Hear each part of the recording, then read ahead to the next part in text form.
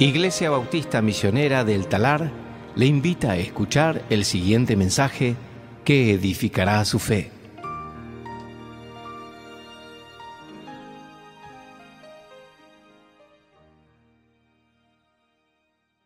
Que abran sus Biblias. Espero que todos tengan sus Biblias. Si tienen su Biblia nuevita, hoy va a salir vieja. La vamos a usar un montón. Algunos, cuando uno dice, bueno, saquen sus Biblias, sacan todos los celulares, ¿viste? Tienen todos la Biblia en el celular y está bien eso, pero por ahí alguien que es más grande te mira que vos sacás el celular y dice, eso es pecado, ¿viste? Porque sacás la Biblia en el teléfono y ellos tienen una Biblia súper grande. Después hay otros más grandes que ellos que lo ven con una Biblia tan grande y dice, eso es pecado, y sacan un pergamino. Y después vienen otros más grandes que sacan unas piedras y dicen, acá se lee, así se lee la palabra de Dios en piedras. Eso fue un chiste. Bueno, los invito a abrir la palabra del Señor en 1 Corintios 5.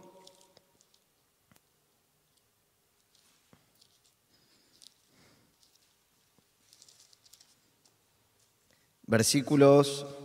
Va a ser breve el mensaje.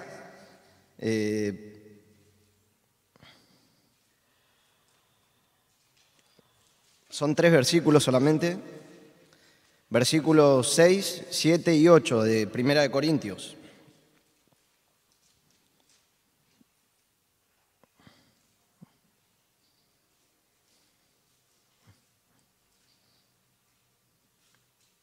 Entonces, lo que la palabra del Señor nos va a enseñar en esta mañana es que debemos celebrar la Pascua, que es Cristo, sin practicar el pecado obstinadamente.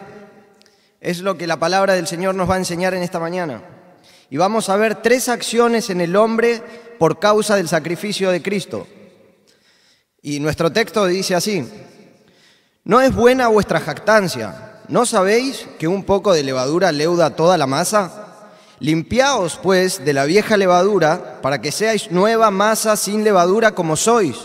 Porque nuestra Pascua, que es Cristo, ya fue sacrificada por nosotros. Así que celebremos la fiesta, no con la vieja levadura, ni con la levadura de malicia y de maldad, sino con panes sin levadura, de sinceridad y de verdad. Entonces, vamos a ver 3 acciones en el hombre por causa del sacrificio de Cristo. Y nuestra primera acción es que por causa del sacrificio de Cristo no debemos jactarnos del pecado. Empieza diciéndonos, no es buena vuestra jactancia, empieza diciendo el apóstol Pablo. Comienza diciendo a los corintios que su jactancia no es buena. Es un negativo absoluto, como empieza, no es recto, no es valioso, no es virtuoso, no es bien jactarse de lo que ellos estaban jactando. Y jactancia, cuando dice no es vuestra jactancia, está haciendo referencia a toda la iglesia de Corintios. Pablo les estaba hablando. Entonces les dice, no es buena vuestra jactancia. Todos estaban jactando. Y la palabra jactancia denota aquello por lo cual uno se gloría. Ellos se estaban gloriando, tenían un motivo para gloriarse. Bueno, ¿en qué se gloriaban? Sabemos por la carta de 1 Corintios que ellos tenían abundancia de riqueza en palabra y ciencia, y que ellos también tenían abundancia de dones. Por ejemplo, 1 Corintios 5:7 dice, porque en todas las cosas fuisteis enriquecido, en toda palabra y en toda ciencia, así como en el testimonio acerca de Cristo ha sido confirmado en vosotros, de tal manera que nada os falta en ningún don, esperando la manifestación de nuestro Señor Jesucristo. Entonces, ellos tenían abundancia de dones, tenían abundancia de ciencia y abundancia de palabra. Y también se estaban gloriando en los hombres. Vemos que la palabra del Señor nos dice que algunos de los corintios decían, yo soy de Pablo, yo soy de Apolos, yo soy más espiritual porque soy de Cefas. Entonces ellos se jactaban y el apóstol Pablo le dice en 1 Corintios 3:21, ninguno se gloríe en los hombres. Ellos se estaban gloriando en esas cosas, se estaban jactando. También se jactaban en la sabiduría del mundo, en la filosofía humana. La ciudad de Corintios estaba muy cerca de Atenas. Y esta ciudad Atenas era una ciudad que tenía mucha sabiduría humana y mucha filosofía. Recordemos al apóstol Pablo en el Areópago. Estaba lleno de filósofos ese lugar. Y la cultura corintio había sido influenciada también por la sabiduría humana. Entonces, ellos estaban jactando en todas estas cosas, y todas estas cosas habían llevado a los corintios a ser orgullosos, olvidadizos, negligentes en cuanto al pecado. Entonces los corintios se jactaban y no se daban cuenta, pero no se daban cuenta que eran orgullosos, arrogantes, presumidos, inmorales, y aún toleraban el pecado dentro de la iglesia. Tal pecado que ni aún dice se nombra entre los gentiles. 1 Corintios 5:1 dice: se oye que hay entre vosotros fornicación, y tal fornicación ni aún se nombra entre los gentiles. Para los paganos era algo terrible eso. Tanto que alguno tiene la mujer de su padre, dice. Y vemos que la ley de Dios prohibía eso también. El Levítico 18:8 dice: la desnudez de la mujer de tu padre no descubrirás, es la desnudez de tu padre. Y Deuteronomio 22:30: ninguno tomará la mujer de su padre ni profanará el lecho de su padre. Ellos estaban jactando en permitir el pecado, estaban permitiendo el pecado dentro de la congregación, se estaban gloriando de eso. Tenía un error doctrinal la iglesia y también tenía un error de práctica. Ellos estaban practicando pecado dentro de la iglesia y no estaban practicando lo que vamos a ver que es disciplina. Y jactarse en esto no es bueno. No es bueno jactarse jamás en el pecado. ¿Saben por qué no es bueno? Hebreos 12:14.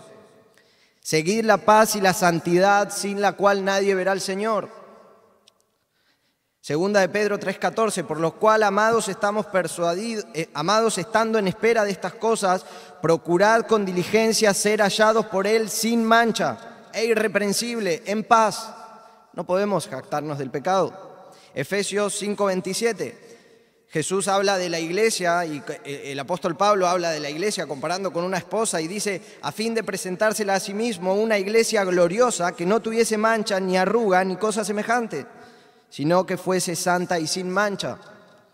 Así debía ser la iglesia de Corintios, pero ellos estaban jactando permitiendo el pecado. Y sigue diciendo el versículo 6, dice: ¿no sabéis que un poco de levadura leuda toda la masa? 9 veces aparece en toda la epístola la pregunta ¿no sabéis? En diferentes lugares. ¿No sabéis? Aquí es obvio por todo el contexto de la carta que cada una de estas preguntas son preguntas retóricas. En nuestro texto es una pregunta retórica y quiere dar un énfasis a lo que se expresa o sugerir una afirmación. Él les está diciendo: ustedes saben que un poco de levadura leuda toda la masa. Un poco de pecado va a contaminar toda la congregación. Ustedes lo saben. El pecado corrompe absolutamente todo. Nuestro texto dice un poco de levadura y la palabra en griego para poco es mikros. Nosotros tenemos muchas palabras con el prefijo mikros y todo siempre habla pequeño, algo muy pequeño. Todos los casos hacen referencia a algo más pequeño. ¿Se les ocurre algo con la palabra micros, con el prefijo micros? Microscopio, microbio, microbús, son cosas pequeñas. ¿Cómo? Microómnibus. Ahora, algo muy pequeño, miren lo que está haciendo, lo que hizo el virus en todo el mundo. Algo muy pequeño. ¿Vieron? Todo el virus contaminó todo el mundo y dejó todo el mundo, las economías mundiales, todo pata para arriba. Algo muy pequeño. Entonces, no debemos, algo muy pequeño que sea muy pequeño, no debemos restarle importancia. Jamás, y menos si es pecado. Santiago 3:5. Así también la lengua es un miembro pequeño que se jacta de grandes cosas. He aquí cuán grande bosque enciende un pequeño fuego. Por un pequeño fuego, por una pequeña chispa, puede haber un gran incendio forestal. Y es terrible lo que puede hacer algo pequeño. Entonces, no debemos menospreciar, no debemos restar importancia al poder corruptor que puede traer el pecado y a sus consecuencias. Y el apóstol Pablo les está diciendo, ¿no sabéis que un poco, algo pequeño de levadura, va a leudar toda la masa? No solo en la vida del que comete el pecado. Todo pecado trae consecuencias en la vida de cada uno de nosotros, pero también a toda la congregación. Es lo que les está diciendo, toda la masa va a ser impregnada con el pecado. Ahora Pablo aquí está usando una metáfora. La masa es el cuerpo de la iglesia local, los miembros redimidos. ¿Pero qué es la levadura? Bueno, en el Antiguo Testamento se usaba la levadura. La levadura era una masa agria en alto grado de fermentación y para Israel tenían prohibido celebrar la Pascua usando levadura por 7 días. Debían limpiar su casa de absolutamente toda la levadura. Éxodo 12:15 dice, 7 días comerás panes sin levadura, y así el primer día haréis que no haya levadura en vuestras casas, porque cualquiera que comiere leudado desde el primer día hasta el 7º será cortado de Israel. Ahora, luego de la salida de Egipto Israel, el pueblo siguió celebrando la Pascua y ellos debían recordar que el Señor los sacó del cautiverio egipcio celebrando las Pascuas sin levadura, que también recibía el nombre de pan de aflicción, porque recordaban todas las aflicciones que ellos habían pasado en Egipto. Ahora en el Nuevo Testamento, ¿qué hace referencia a la levadura? En el Nuevo Testamento. Bueno, metafóricamente se refiere a la doctrina corrompida. La historia de la cristiandad confirma que la masa pura de la doctrina de Cristo ha sido adulterada con el error. Marcos 8:15 dice, y les mandó diciendo, mirad, guardaos de la levadura de los fariseos. Entonces vemos que es una doctrina corrompida, puede ser la levadura, pero también se usa metafóricamente para prácticas corrompidas. Vemos también en Gálatas 5:9 que el apóstol Pablo dice un poco de levadura leuda toda la masa y está hablando de la práctica allí de la circuncisión, que querían seguir practicando la circuncisión dentro de la iglesia.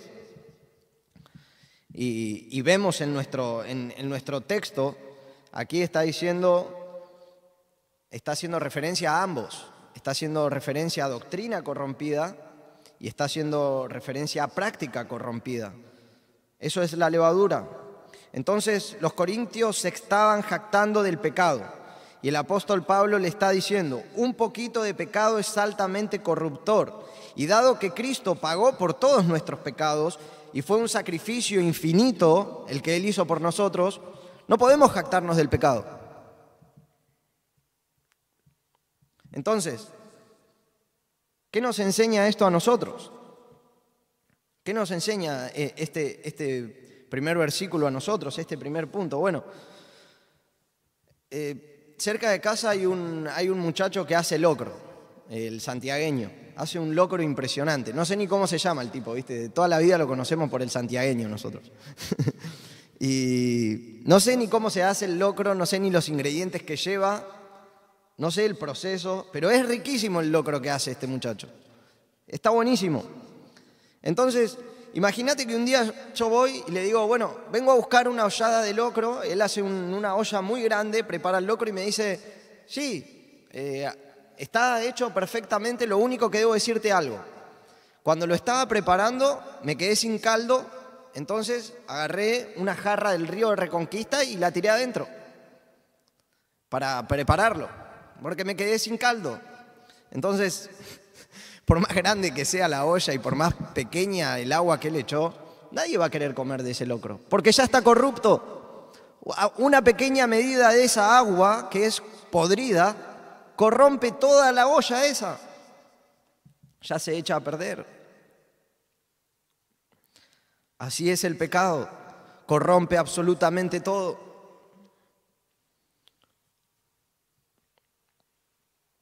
Ahora, Romanos 14:7 dice, pero ninguno de nosotros vive para sí y ninguno muere para sí.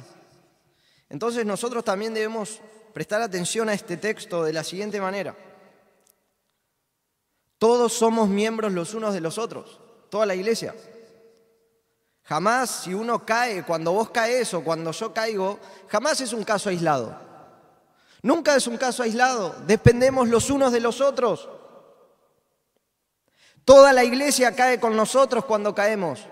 Cuando pecamos estamos cayendo todos juntos. Entonces, quiero decirte esto, cuando Satanás venga a tentarte, cuando la carne quiera hacerte caer o el mundo quiera arrastrarte tras su corriente, piensa en tus hermanos, piensa en los que oran por vos día tras día, piensa en tus pastores, en tus compañeros de batalla, piensa en las personas que invierten en tu vida. Piensa en Cristo y en la obra que Él hizo en la cruz. Y si nada más puede ayudarte, que esto te ayude. Pensar en Cristo, que te ayude eso, para no corromper toda la masa. Nuestro segundo punto, les dije que iba a ser rápido. Nuestro segundo punto dice, nuestra segunda acción por causa del sacrificio es que debemos estar limpiándonos del pecado. Cada uno de nosotros debemos estar limpiándonos del pecado. Y el texto dice, limpiaos de la vieja levadura para que seáis nueva masa sin levadura como sois.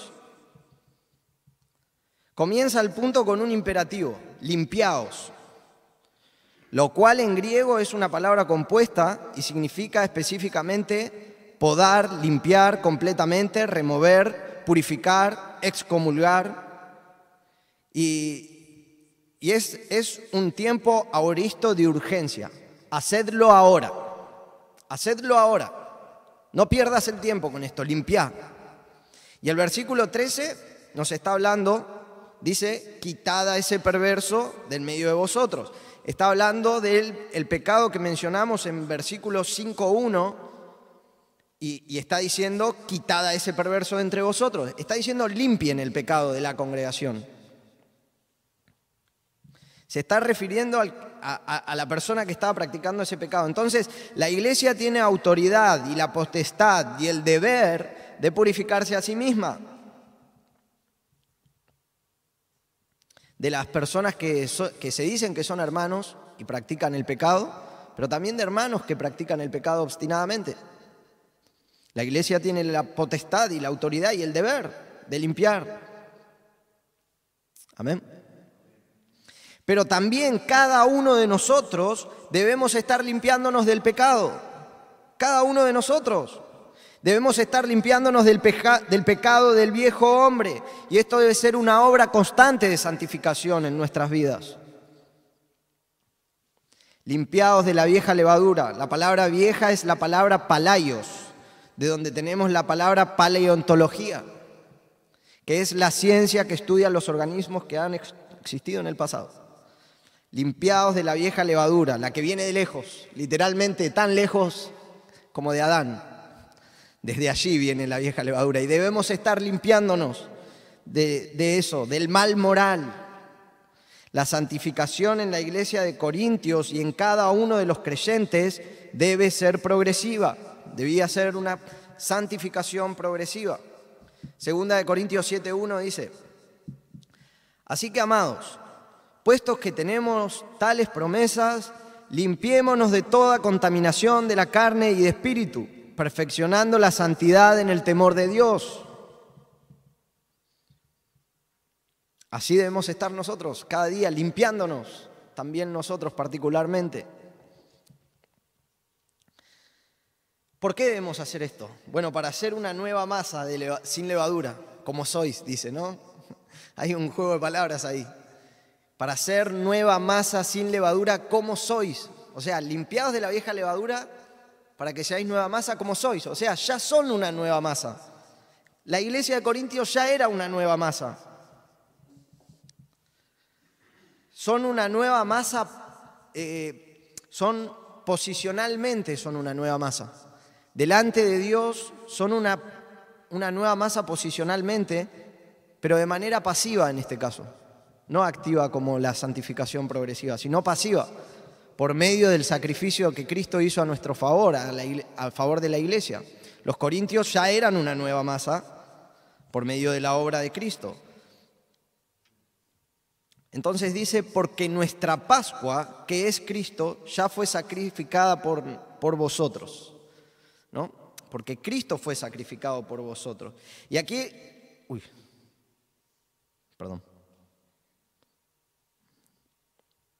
Y aquí el apóstol lo que nos está diciendo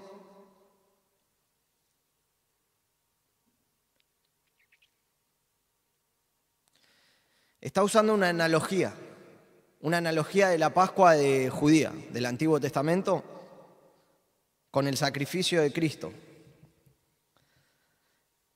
Entonces, vemos que él está diciendo, porque Cristo es nuestra Pascua, y él está pensando en la Pascua judía.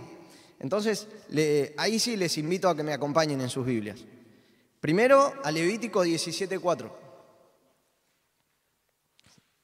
Muy interesante esta parte.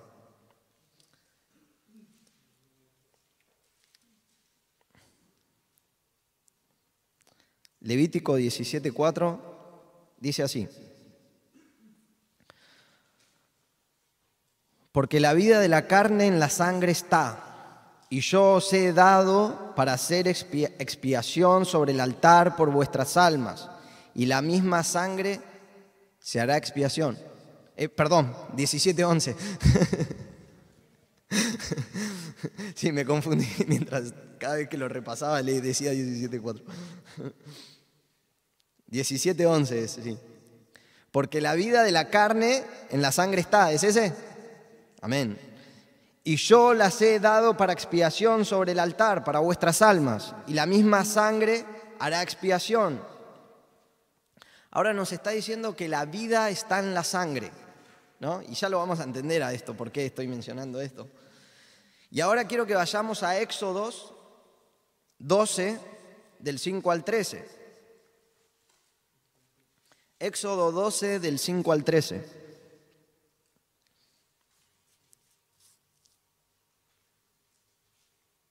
Dice así: el animal será sin defecto, macho de 1 año, lo tomaréis de las ovejas o de las cabras y los guardaréis hasta el día 14 de este mes, y lo inmolará toda la congregación del pueblo de Israel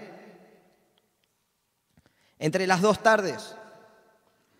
Y tomarán de la sangre y le pondrán en los 2 postes y en el dintel de la casa en que lo han de comer. Y aquella noche comerán la carne asada al fuego, y panes sin levadura, con hierbas amargas lo comerán. Ninguna cosa comeréis de él cruda ni cocida en agua, sino asada al fuego, su cabeza con sus pies y sus entrañas. Ninguna cosa dejaréis de él hasta la mañana siguiente. La quemaréis en el fuego, y lo comeráis así, ceñidos vuestros lomos, vuestro calzado en vuestros pies y vuestro bordón en vuestra mano, y lo comeréis apresuradamente. Es la Pascua de Jehová. Pues yo pasaré aquella noche por la tierra de Egipto y heriré a todo primogénito en la tierra de Egipto, así de los hombres como de las bestias, y ejecutaré mis juicios en todos los dioses de Egipto, yo Jehová, y la sangre os será por señal en las casas donde vosotros estéis, y veré la sangre y pasaré de vosotros, y no habrá en vosotros plaga de mortandad cuando hiera la tierra de Egipto. Ahora, ¿ven algo ahí? Es algo maravilloso lo que está diciendo acá. Esto es la plaga de los primogénitos, la 10ª plaga. El poder de Dios se estaba manifestando a favor del pueblo de Israel para liberarlos de la esclavitud.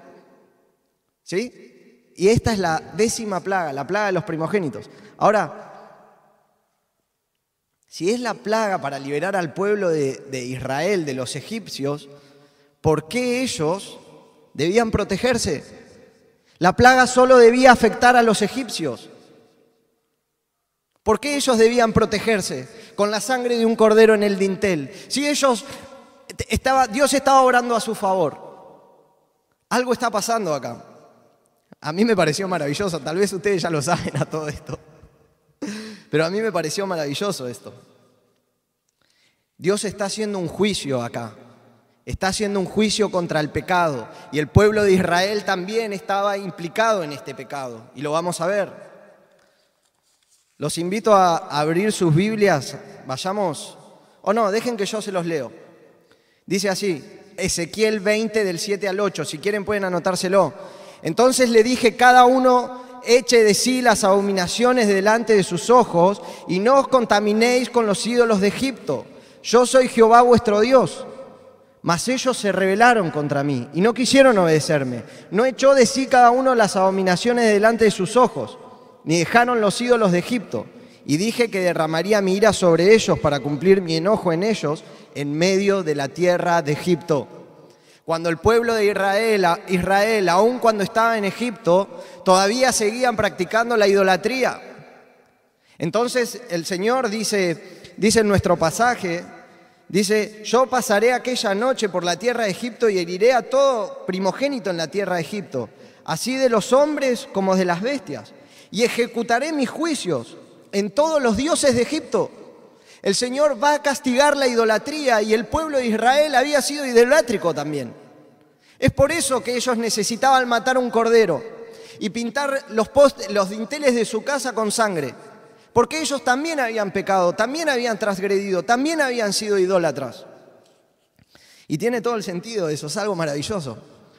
Josué 24:14 dice, ahora temed a Jehová y servidle con integridad y en verdad, y quitad de entre vosotros los dioses a los cuales sirvieron vuestros padres al otro lado del río, en Egipto, y servid a Jehová. Todo el pueblo de Israel había servido a los dioses egipcios. Y el Señor, Jehová, va a castigar la idolatría, va a castigar a los dioses egipcios con una plaga. Los primogénitos.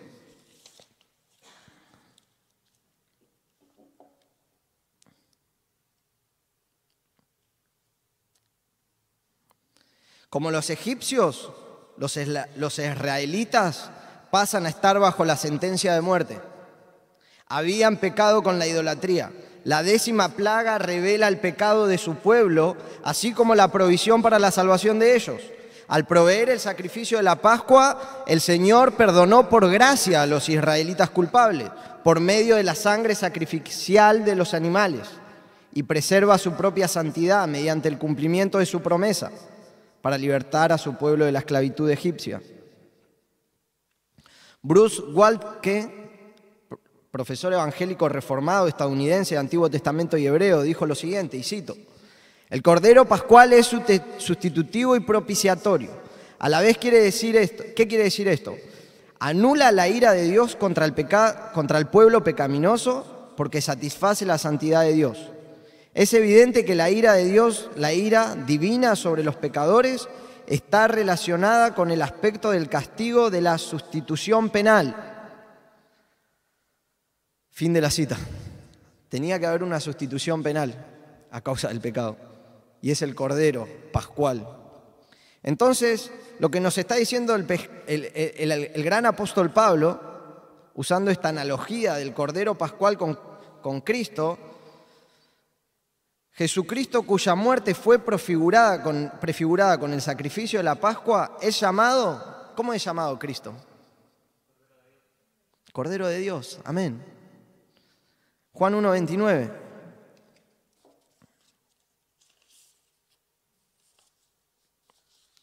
Al día siguiente vio Juan a Jesús, que venía a él, y dijo, he aquí el Cordero de Dios que quita el pecado del mundo. Versículo 36, y mirando Jesús que andaba por allí, dijo, he aquí el Cordero de Dios. Cristo es el Cordero de Dios que quita el pecado del mundo.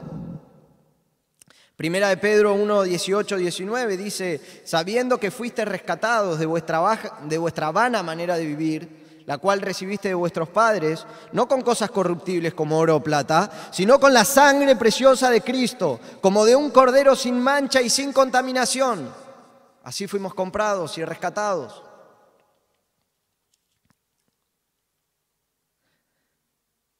Isaías 53, 5-7 dice, mas él herido fue por nuestras rebeliones, molido por nuestros pecados, el castigo de nuestra paz fue sobre él, y por su llaga fuimos nosotros curados. Todos nosotros nos descarriamos como ovejas, cada cual se apartó por su camino, mas Jehová cargó en él el pecado de todos nosotros. Angustiado él y afligido, no abrió su boca, como cordero fue llevado al matadero, y como oveja delante de sus trasquiladores enmudeció y no abrió su boca. Entonces, lo que está diciendo el gran apóstol Pablo es: Cristo ya fue sacrificado por vosotros. Nosotros también merecíamos el castigo de Dios, merecíamos su ira, pero cuando viene la muerte, cuando viene el destructor, nos ve con la sangre de Cristo a todos nosotros, a los que ponemos nuestra fe en Él, y la muerte pasa de largo. La muerte ya no tiene potestad sobre nosotros. Por eso Pablo también dice: ¿dónde está, oh muerte, tu aguijón? ¿Dónde, sepulcro, tu victoria? No hay ya, no tememos a la muerte por la sangre del Cordero. Ahora, nuestra tercera acción por causa del sacrificio de Cristo dice que tenemos que celebrar sin pecado. Nuestro tercer punto es: celebren sin pecado. Dice: así que celebremos la fiesta, no con la vieja levadura, ni con la levadura de malicia y de maldad, sino con panes sin levadura, de sinceridad y de verdad. Entonces, empieza nuestro versículo diciendo: así que, varias relaciones de consecución. Por lo tanto, de manera que, por siguiente, celebremos. La palabra allí, celebremos, es muy interesante. Y dice: observar un festival, guardar la fiesta. Y aquí no nos está mandando a celebrar o guardar la Pascua cada año. Y esto es muy interesante. Según el diccionario expositivo de Vine, dice lo siguiente, y cito: se traduce guardemos la fiesta en 1 Corintios 5:8. No se trata aquí de la cena del Señor o de la Pascua, sino que tiene referencia a la vida continua del creyente como una fiesta o día santo. Cada uno de nosotros debemos vivir observando como día santo o como una fiesta todos los días de nuestras vidas. El libro de Romanos 14, no vayan allí, nos dice así: uno hace diferencia entre día y día y otro juzga iguales todos los días. Cada uno esté plenamente convencido en su propia mente. Entonces, ¿querés celebrar la Pascua? Celebralo. Pero acá el Señor nos está mandando a que cada día todos nosotros vivamos una vida que le agrade a Él. Fin de la cita del diccionario. Cada domingo debemos celebrar la muerte y resurrección de Cristo. A veces llega Semana Santa y nos ponemos todos muy religiosos, ¿no? Estamos todos re religiosos porque la Semana Santa queremos ayudar a los demás, no queremos comer carne. Ayer estábamos en Dulos y Pastor Javier predicaba y dice: bueno, ¿qué hace todo el mundo para creer que está bien con Dios? Dicen: bueno, no comen carne. Y le digo: bueno, si por no comer carne estás bien con Dios, soy santo hace rato. Con lo caro que está, no se puede comprar. Pero todos dicen: bueno, no comemos carne, comemos pescado y estamos bien con Dios. Pero eso no está bien.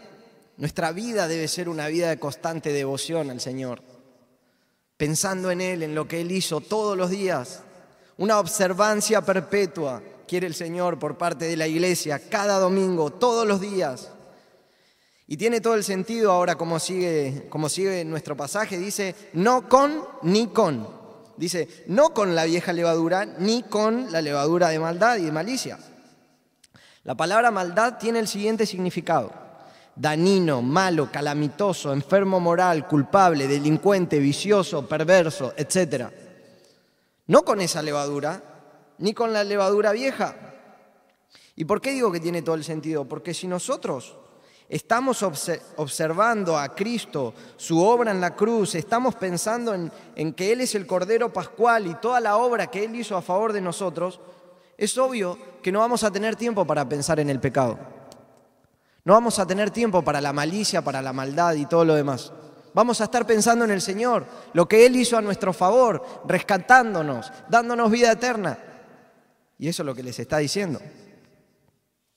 Debemos vivir con panes sin levadura.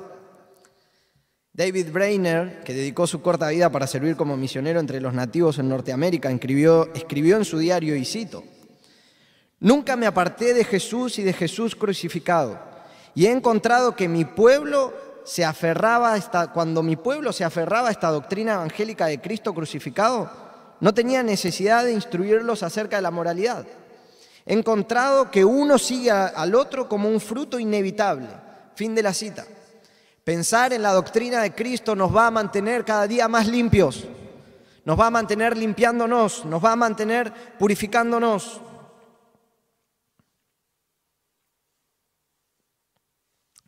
Hace un tiempo atrás pedí un consejo para este día, porque no sabía qué predicar.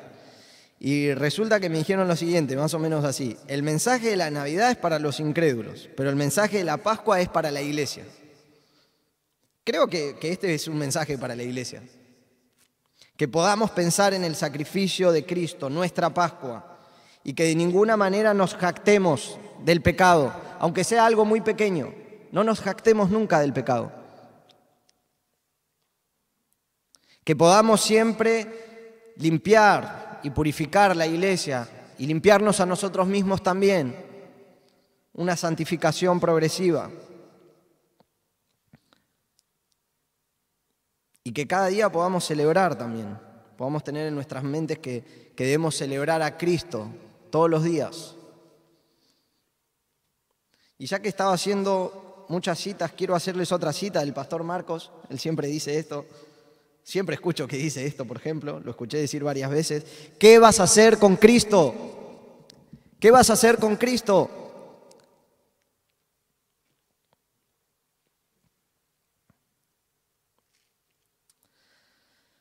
Ahora, por último, si hay alguien aquí por primera vez y que no conoce al Señor, o capaz que estás hace mucho tiempo, pero tu vida no da evidencia de que sos un creyente en el lugar secreto, entonces la Biblia dice que Cristo fue el Cordero de Pascuas. Cristo fue nuestro Cordero Pascual. Cristo hace más de 2000 años se hizo como uno de nosotros, se encarnó siendo hombre, vino a este mundo, se humilló a tal manera que dice la Biblia que Él murió una muerte y muerte de cruz. Se hizo obediente hasta la muerte y muerte de cruz. Pero también la Biblia dice que Él no se halló engaño en su boca. Él nunca pecó, Él no debía morir en ese lugar. Entonces, ¿por qué Cristo murió en la cruz hace más de 2000 años? Bueno, porque vos y yo somos pecadores. Porque merecemos el infierno. La paga del pecado es la muerte, dice la Biblia, y nosotros debemos morir eternamente.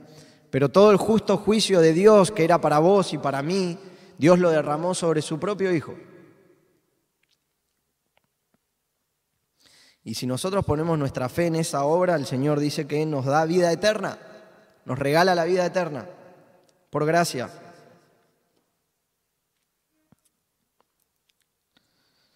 Así que bueno, hasta ahí es el mensaje. Espero haber sido de bendición y vamos a orar.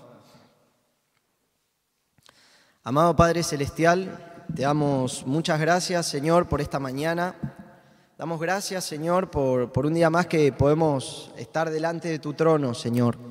Gracias, Padre, porque podemos acercarnos a ti, no en nuestra propia justicia, porque no hay justicia propia en nosotros, sino por medio del sacrificio de Cristo, el Cordero Pascual, Señor, a quien tú enviaste hace más de 2000 años. Gracias, Señor, por Cristo Jesús. Gracias por su obra en la cruz, Señor, y gracias porque no se quedó allí. Sabemos que Él fue también a la tumba, que fue sepultado, Señor, y que al tercer día resucitó con gran poder. Y la palabra dice que tú ascendiste a los cielos y que ahora vives para interceder por nosotros, Señor. Y damos gracias por eso. Damos gracias, Señor, por esa obra que tú has hecho a nuestro favor.